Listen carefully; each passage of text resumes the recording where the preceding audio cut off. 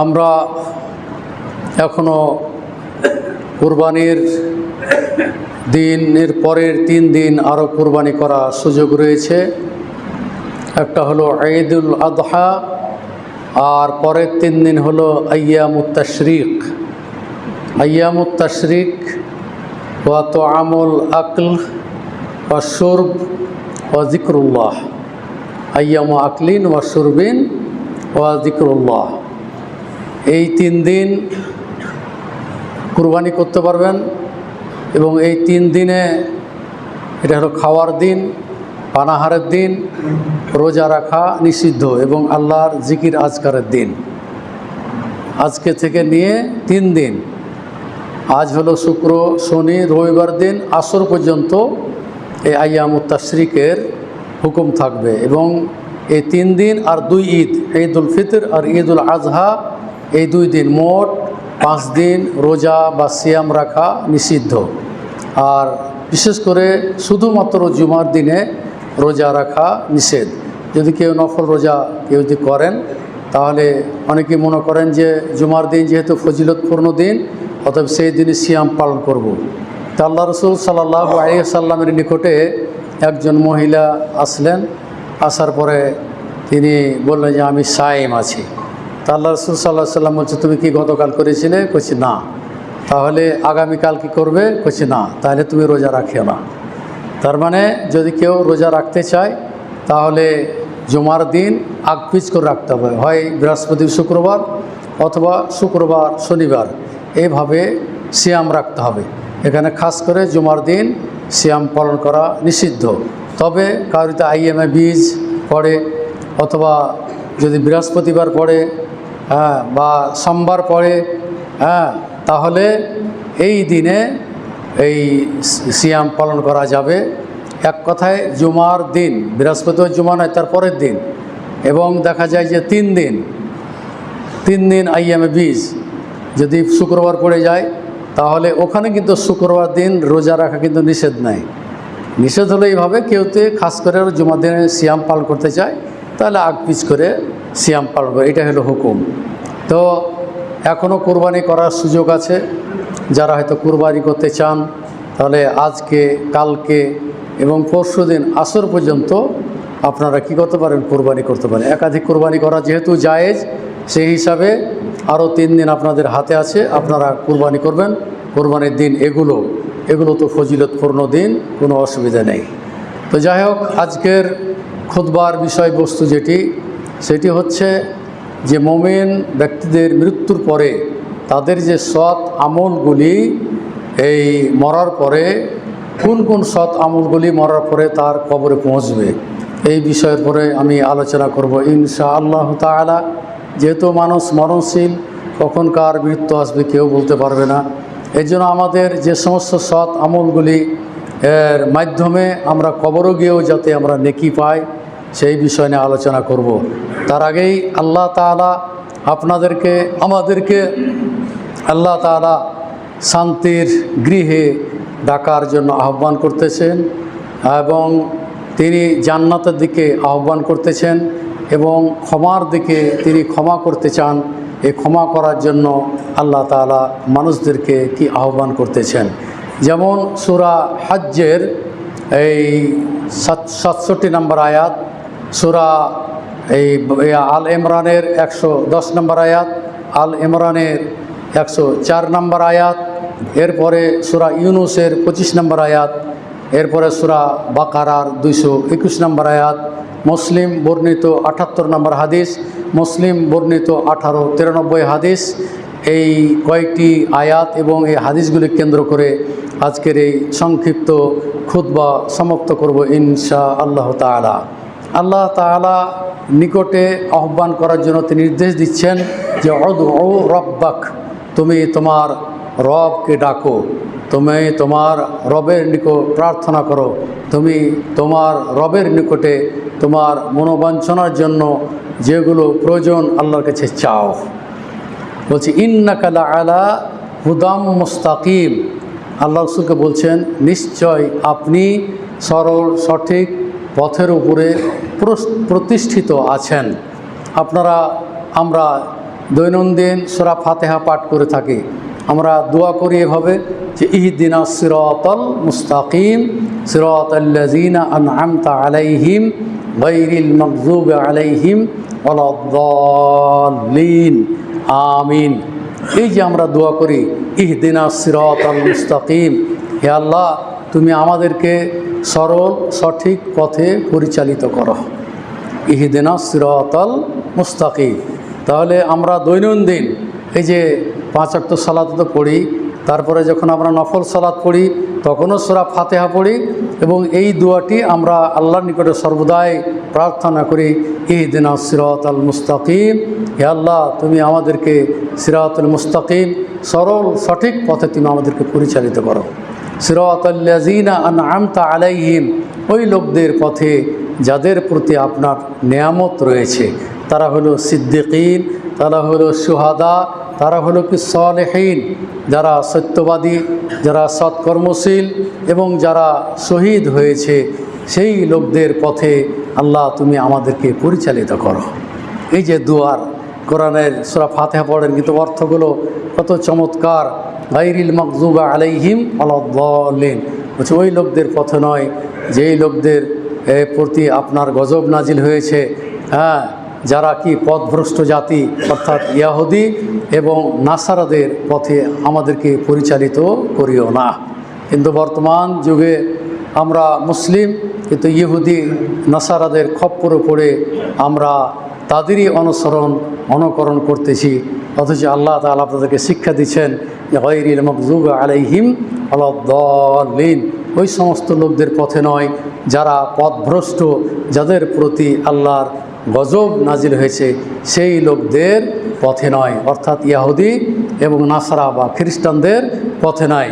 তারপরে দোয়া করলাম, আল্লাহ তাআলা বলছেন আমিন। তখন আপনারা কি বলবেন? আমিন বলবেন। আমিন মানে হলো যে হে আল্লাহ তুমি আমার দোয়া কবুল করো। তো এই যে সিরাতুল মুস্তাকিম, আল্লাহর নিকট আমরা প্রার্থনা করলাম।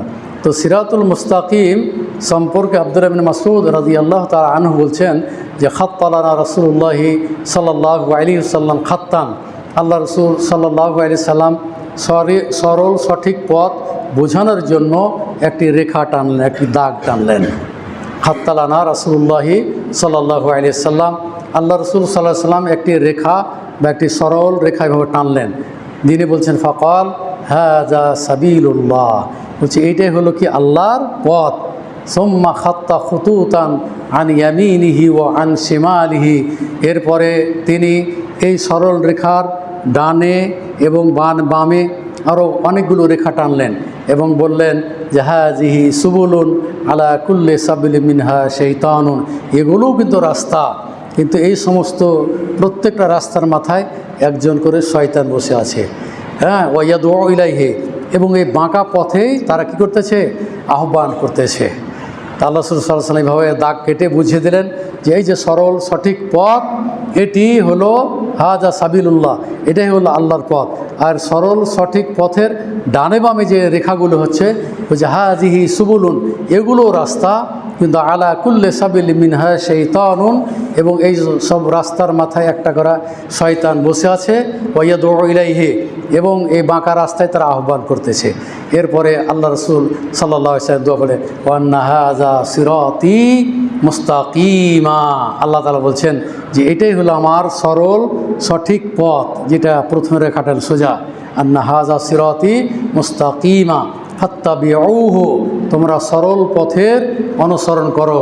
ওয়ালা তাত্তাবিউস সুবুলা, এবং ডানের আঁকাবাঁকা পথগুলো তোমরা অনুসরণ করো না। তোমরা যদি ডানের বা বামের আঁকাবাঁকা পথের যদি অনুসরণ করো ফাতাফাররাকা বিকুম আন সাবিলি, তাহলে তোমরা মূল রাস্তা সরল রেখা থেকে তোমরা কি লাইনচ্যুত হয়ে যাবে। আল্লাহ তাআলার বাণী এটা, আল্লাহ রাসূলের হাদিস যেটা বুঝিয়ে দিলেন যে এই জন্য আমরা দোয়া করি ইহদিনাস সিরাতাল মুস্তাকিম, হে আল্লাহ তুমি আমাদেরকে সরল সঠিক পথে আল্লাহ তুমি পরিচালিত করো। তো এখানে এই সূরা হজ্জের 67 নম্বর আয়াতে আল্লাহ তাআলাকে আহ্বান করতে বলছেন যে উদউ রাব্বাক, তুমি তোমার রবকে ডাকো, তোমার রবের নিকট আহ্বান করো, তার কাছে প্রার্থনা করো। ইন্নাকা আলা হুদাম মুস্তাকিম, এবং আপনি সরল সঠিক পথের উপরে প্রতিষ্ঠিত আছেন। এটা হলো সূরা হজ্জের 67 নম্বর আয়াত। এরপরে সূরা ইউনূসের 25 নম্বর আয়াত আল্লাহ তাআলা বলছেন, আল্লাহু ইয়াদউ ইলা দারিস সালাম ওয়া ইয়াহদি মান ইয়াশাউ ইলা সিরাতিম মুস্তাকিম। আল্লাহ তাআলা আপনাদেরকে জান্নাত বা শান্তিময় স্থানের দিকে আহ্বান করতেছেন, শান্তিময় আবাসস্থলের দিকে আপনাদেরকে আহ্বান করতেছে, এবং যাকে ইচ্ছা আল্লাহ তাআলা সরল সঠিক পথে কী করবেন? পরিচালিত করবেন। তাহলে এখানে বোঝা গেল যে আল্লাহ তাআলা আপনাদেরকে আমাদেরকে দারুস সালাম শান্তিময় স্থানের দিকে তিনি আহ্বান করতেছেন, এবং আল্লাহ যাকে চায় তাকে কী করে? সরল পথে থেকে কী করেন? তিনি পরিচালিত করেন। এটা হলো সূরা ইউনূসের কত নম্বর আয়াত বললাম? 25 নম্বর আয়াত। পক্ষান্তরে সূরা বাকারার 221 নম্বর আয়াতে আল্লাহ তাআলা বলতেছেন, আল্লাহু ইয়াদউ ইলাল জান্নাহ ওয়াল মাগফিরা বিইজনিহি, যে আল্লাহ তাআলা স্বেচ্ছায় তিনি কী করতেছেন? আপনাদেরকে জান্নাতের দিকে আহ্বান করতেছেন এবং তার নিকটে ক্ষমা প্রার্থনার জন্য কী করতেছেন? আহ্বান করতেছেন। ওয়া ইউবাইয়িনু আয়াতিহি লিন্নাস, এবং যতগুলো নির্দেশনাবলী রয়েছে এই নির্দেশনাবলী আল্লাহ তাআলা মানুষের জন্য বিশদ আকারে তিনি কী করছেন? বর্ণনা করে দিয়েছেন। কী জন্য? লাআল্লাহুম ইয়াতাযাক্কারুন, যাতে করে তারা সৎ উপদেশ কী করতে পারে? গ্রহণ করতে পারে। তো দেখুন কত সুন্দর আয়াতগুলি, এবং সিরাত মুস্তাকিম এর জন্য আমরা আল্লাহর নিকটে দোয়া করতেছি, এবং সিরাতুল মুস্তাকিম সম্পর্কে আল্লাহ তাআলা বহু আয়াত কী করেছেন? নাজিল করেছেন। তো যেহেতু আজকের বিষয়টি নিয়ে আলোচনা করতে চেয়েছি যে মুমিনরা মৃত্যুবরণ করার পরে কোন কোন সৎ আমলগুলি কবরে পৌঁছে, এই ব্যাপারে আপনাদের সামনে দুইটা হাদিস আমি পেশ করব। একটি হাদিস হলো 242 নম্বর ইবনে মাজার হাদিস, আর অপরটি বুখারীর হাদিস, নাকি মুসলিমের হাদিস 78 নম্বর হাদিস। তো এখানে আল্লাহ তাআলা আল্লাহ রাসূল সাল্লাল্লাহু আলাইহি ওয়াসাল্লাম বলছেন, ইন্না মিম্মা ইয়ালহাকুল মুমিনা মিন হাসানাতিহি ওয়া আমালিহি বা'দা মাউতিহি। আল্লাহ রাসূল সাল্লাল্লাহু আলাইহি ওয়াসাল্লাম বলছেন যে মুমিনের মৃত্যুর পরে সৎ আমলের নিকট কী হয়? তার কবরে পৌঁছবে। সৎ আমলের নেকি যেগুলো সেগুলো তার কবরে পৌঁছবে। করার পরে বা'দা মাউতিহি, তার মৃত্যুর পরে। এক হচ্ছে ইলমান আলিমাহু আমিলাহু, ইলমান আমিলাহু ওয়া নাশারাহু, ওই জ্ঞান যে জ্ঞান সে শিক্ষা অর্জন করেছে, দ্বীনি শিক্ষা গ্রহণ করেছে এবং এটি দাওয়াতের জন্য কি করেছে? প্রচার করেছে। এটা হলো 1 নম্বর। তাহলে কেউ যদি দ্বীনি শিক্ষা গ্রহণ করে থাকেন এবং এই দ্বীনি শিক্ষায় শিক্ষিত হয়ে যদি আল্লাহর পথে দাওয়াত দেন, তাহলে মরার পরে তার এই যে ইলম বা দাওয়াতের যে নেকি সেটা কবর কি পৌঁছতে থাকবে। এটা হলো 1 নম্বর।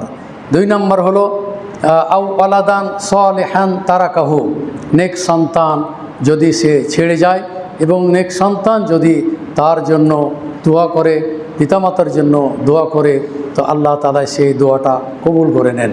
এই জন্য এই ছেলে যে দোয়াটি করবে নেক সন্তান বলা হয়েছে ওয়ালাদান সালিহান। এই জন্য মানুষ দোয়া করে রব্বে হাবলি মিনাস সালিহিন, যেমন ইয়াকুব আলাইহিস সালাম কী করেছিলেন, নাকি ইব্রাহিম আলাইহিস সালাম কী করেছিলেন? দোয়া করেছিলেন, হ্যাঁ, রব্বে হাবলি মিনাস সালিহিন, হে আল্লাহ তুমি আমাকে নেক সন্তান দান করো। তো নেক সন্তান চেয়েছিলেন, তো এখানে সৎ ছেলে কথা বলছে আও ওয়ালাদান সালিহান তারাকাহু, নেক সন্তান যে রেখে গিয়েছে, এই নেক সন্তান আপনার মৃত্যুর পরে এই নেক সন্তান আপনার জন্য যা করবে, দান সাদকা খায়রাত যা করবে, এটা আপনার কবরে কি পৌঁছতে থাকবে।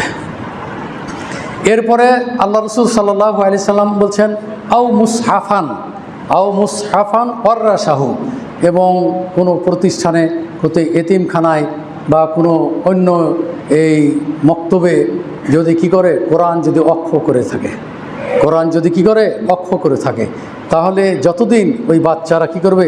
ওই কোরআন পাঠ করবে, কোরআন তেলাওয়াত করবে, হ্যাঁ, এটা তার কবরে কি মরার পরে এটা কি পৌঁছতে থাকবে। আল্লাহ রাসূল এটা বলছেন আও মুসহাফান ওয়ারাসাহু, যে কোরআন কি করেছে কোনো এতিমখানায়, কোনো মক্তবে, কোনো মাদ্রাসায় কি করেছে? অক্ষ করে গেছে, তাহলে মরার পরে এই নেকিটা কি হবে? অব্যাহত থাকবে। এরপরে আল্লাহ রসুল সাল্লাল্লাহু আলাইহি সাল্লাম বলছেন আও মসজিদান বানাহু, তারপরে যে ব্যক্তি মসজিদ নির্মাণ করে গেল, হ্যাঁ মসজিদ কী করলো, নির্মাণ করলো। তা আপনাদেরকে আগেও বলেছি মসজিদ এককভাবে করা যায়, একাই করা যায়, অথবা সবাই মিলে সম্মিলিতভাবে মসজিদ নির্মাণ করারও কি নেকি এখানে সবারই লেখা হবে। তো আল্লাহ রসুল সাল্লাল্লাহু আলাইহি ওয়াসাল্লাম বলছেন আও মসজিদান বানাহু, যে ব্যক্তি কী করলো, মসজিদ নির্মাণ করলো। মসজিদ নির্মাণ করলে মরার পরে কি হবে, তার ওই কবর কি নেকি পৌঁছতে থাকবে। এরপর আল্লাহ রসুল সাল্লাল্লাহু আলাইহি ওয়াসাল্লাম বলছেন আও বাইতান লে ইবনি সাবিল, হ্যাঁ বানাহু, অথবা পথিকদের জন্য সে কী করলো, একটি এই মেহমানখানা বানাইলো, একটি মেহমানখানা বানাইলো কাদের জন্য, পথিকদের জন্য, যারা হয়তো মুসাফির তারা সেখানে থাকবে।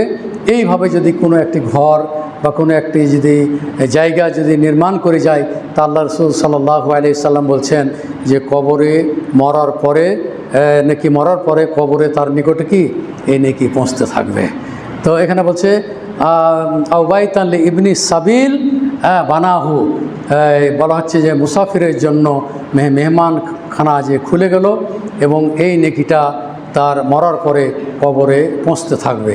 এরপরে বলছে আও নাহারান আজরাহু, তারপর হয়তো খাল খনন করে গেল, হয়তো একটা নালা তৈরি করে গেল মানুষের উপকারার্থে, যে জমিতে পানি দিবে বা এই দ্বারা মানুষ উপকৃত হবে, ফসলাদি হবে।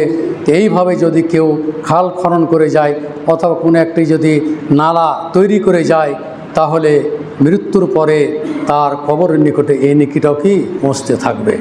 এরপরে আরেকটি হলো যে আল্লাহ রসুল সাল্লাল্লাহু আলাইহি ওয়াসাল্লাম বলছেন আও সাদাকাতান আখরাজাহা মিন মালিহি, বলা হচ্ছে ওই দান যেটি তার নিজ সম্পদ থেকে সে কী করলো, বের করে দিল, দান করলো আল্লাহর পথে।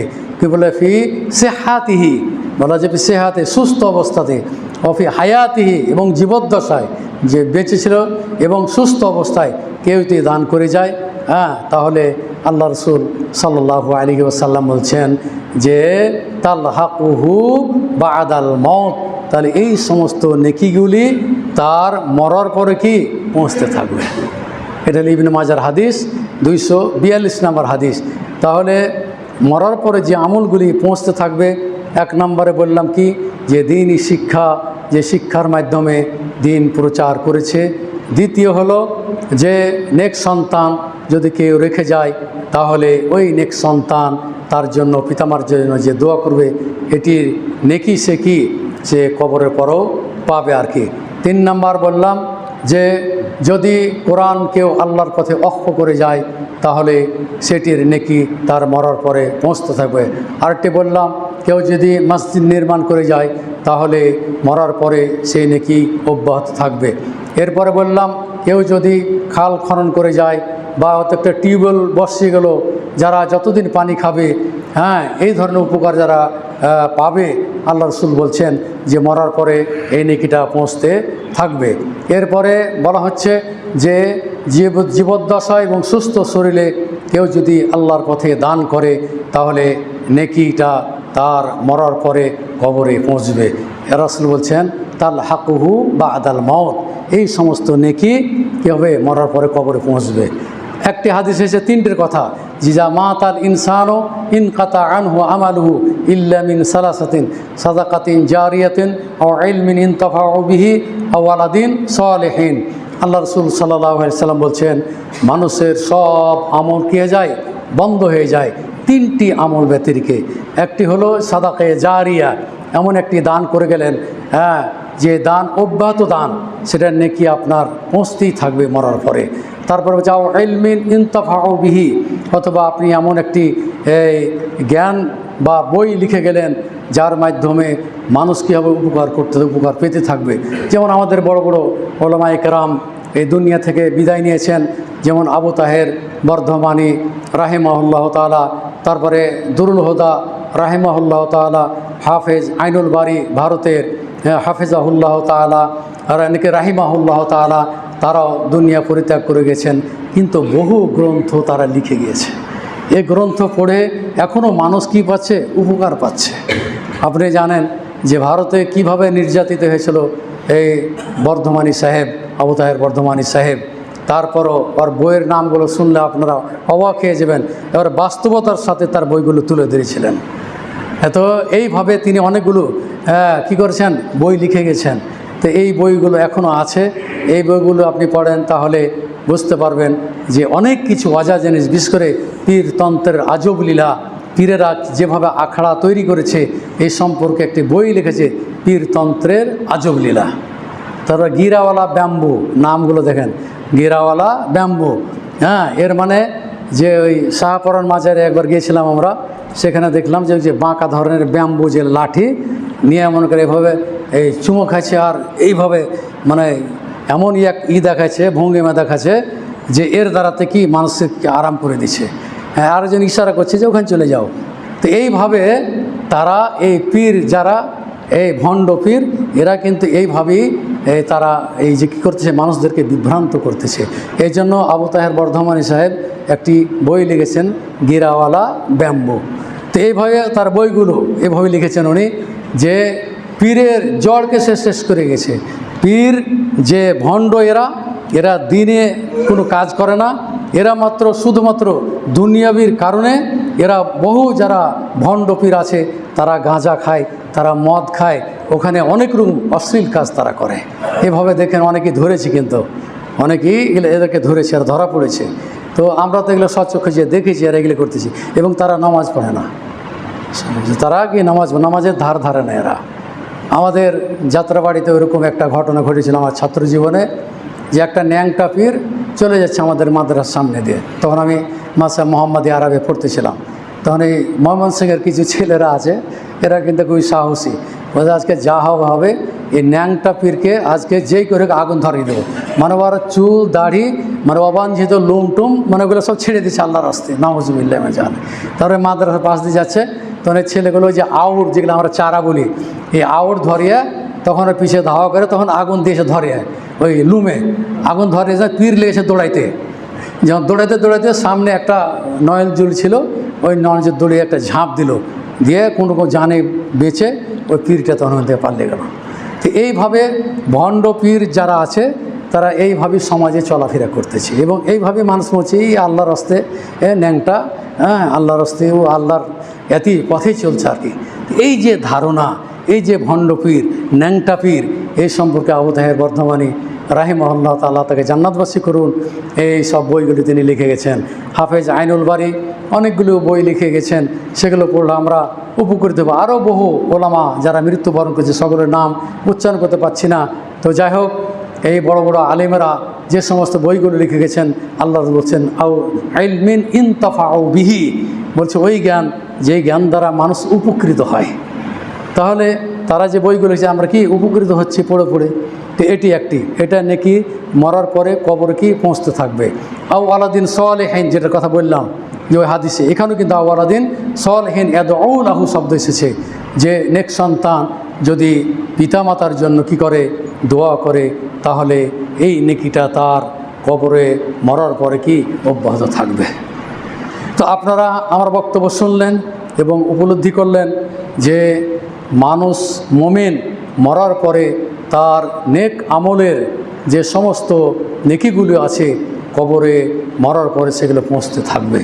আপনারা চেষ্টা করবেন, বিশেষ করে এই যেগুলো জনকল্যাণমূলক কাজ, আল্লাহ রাসূল সাল্লাল্লাহু আলাইহি ওয়াসাল্লাম বলছেন মান দাল্লা আলা খাইরিন ফালাহু মিসলু আজরি ফাইলিহি। কেউ তো একটি ভালো কাজের কেউ তো উপদেশ দেয়, ভালো কাজ যদি বাতলিয়ে দেয়, ভালো কাজ করার মতো যদি পরামর্শ দেয়, তা আল্লাহ রাসূল সাল্লাল্লাহু আলাইহি ওয়াসাল্লাম বলছেন ওই লোকটি যদি ভালো কাজটা যদি সম্পাদন করে, তাহলে ভালো কাজ করার যে নেকিটা পেল তার সমপরিমাণ সে নেকি পাবে। তাহলে মানুষদেরকে কী করতে হবে, ভালো কাজের দিকে আহ্বান করতে হবে।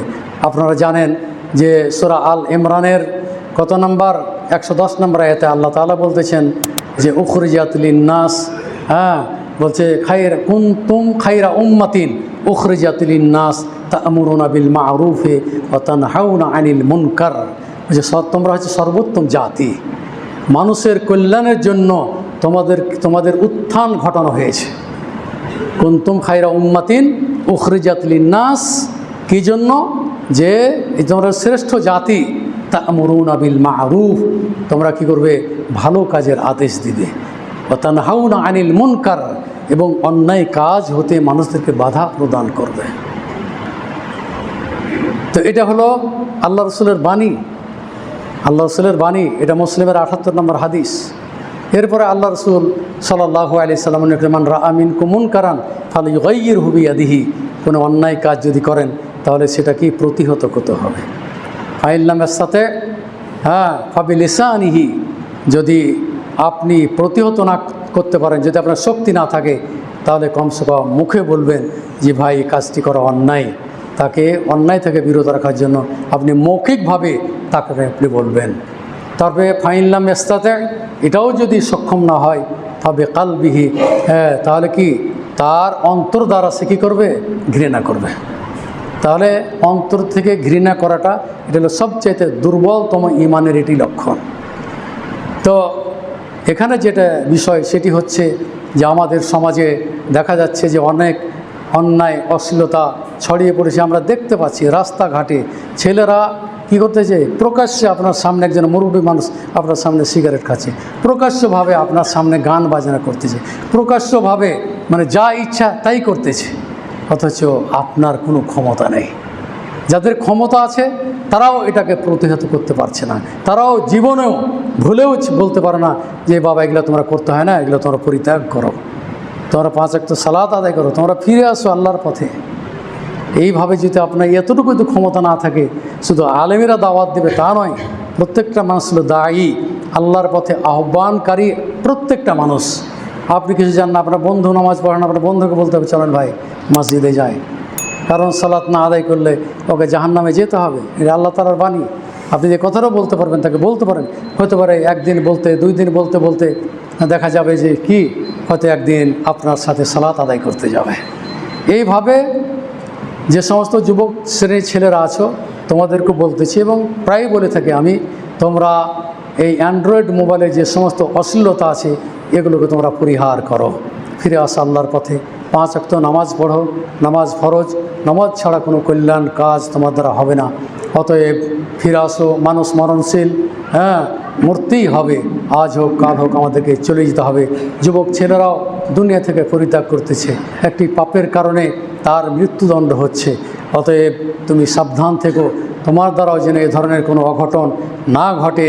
সব সময় পিতামাতার খেদমতে নিয়োজিত থাকবে, 5 ওয়াক্ত সালাত আদায় করবে, পিতামাতার দোয়া অবশ্যই তোমাকে গ্রহণ করতে হবে, তাহলে তুমি জীবনে সাফল্য অর্জন করতে হবে। আপনাদের সামনে আগে বলেছিলাম যে আমার ছেলেটা যখন ঢাকা ইউনিভার্সিটিতে ইংলিশে যখন চান্স পেল, 3 সেমিস্টার পড়ার পরে যখন GPA 5 পেল, তারপরে মদিনা বিশ্ববিদ্যালয়ে তার চান্স হলো, সুযোগ পেয়ে গেল, তো আমাকে সে জানাই নাই, মানে পড়বে, ওই সাবজেক্টই পড়বে। পরের বছর এসে যখন আবারও তার নাম আসলো, তখন আমি বললাম যে এবার সুযোগ ছাড়া যাবে না, তোমাকে আলেম করব। কারণ হচ্ছে যে এই BCS করে আরও অনেক কিছু করে হতে পারে দুনিয়াবি কিছু হতে পারে, কিন্তু আখেরাত তুমি হারাবে। এই জন্য আমার ছেলেটার জন্য আমি সব সময় দোয়া করেছি, আপনাদের কাছ থেকে আমি দোয়া চেয়েছি আমার ছেলের জন্য। আলহামদুলিল্লাহ আমার ছেলেটি আজকে মদিনা বিশ্ববিদ্যালয়ে সে সর্বোচ্চ রেজাল্ট করতেছে আলহামদুলিল্লাহ। গতকালকে এই রাত্রি 11টার সময় ঢাকায় নেমেছে, সকাল 8:30টায় বাড়িতে পৌঁছলো, এই রাজশাহী বিমান আসলো আর কি। তো আলহামদুলিল্লাহ তার রেজাল্ট দেখে খুশি হলাম। প্রতি বছরে তার গোল্ডেন GPA 5 পাচ্ছে। 5টা সাবজেক্টে দেখলাম 100তে 100 পেয়েছে, একটাতে 99, একটাতে 98, 2টাতে 97, একটাতে 95 দেখলাম। তো এইভাবে সে শুরু থেকে এভাবে রেজাল্ট করতেছে। তো আলহামদুলিল্লাহ আপনাদের সন্তানের জন্য আমি এভাবে দোয়া করব যে আল্লাহ যেন আপনাদেরকেও এইরূপ নেক সন্তান এবং আলেম করার জন্য আল্লাহ তাআলা তৌফিক দান করেন।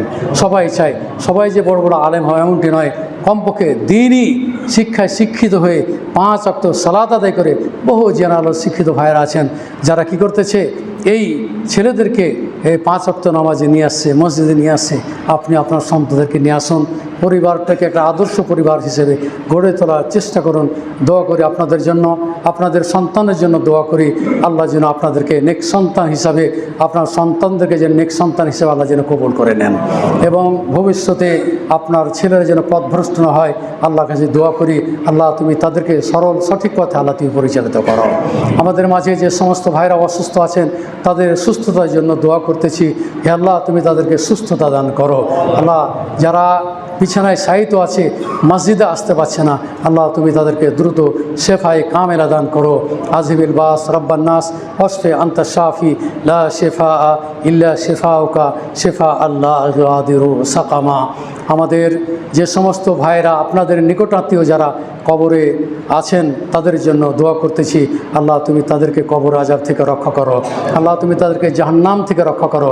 আল্লাহ তুমি তাদেরকে জান্নাতুল ফিরদাউস নসিব করো। আমরাও মৃত্যুবরণ করলে যেন মুমিন হয়ে মৃত্যুবরণ করতে পারি। আল্লাহ তুমি আমাদেরকে সেই তৌফিক দান করো। রব্বানা আতিনা ফিদ দুনিয়া হাসানা ওয়া ফিল আখিরাতি হাসানা ওয়া কিনা আযাবান নার। রব্বানা তাকাব্বাল মিন্না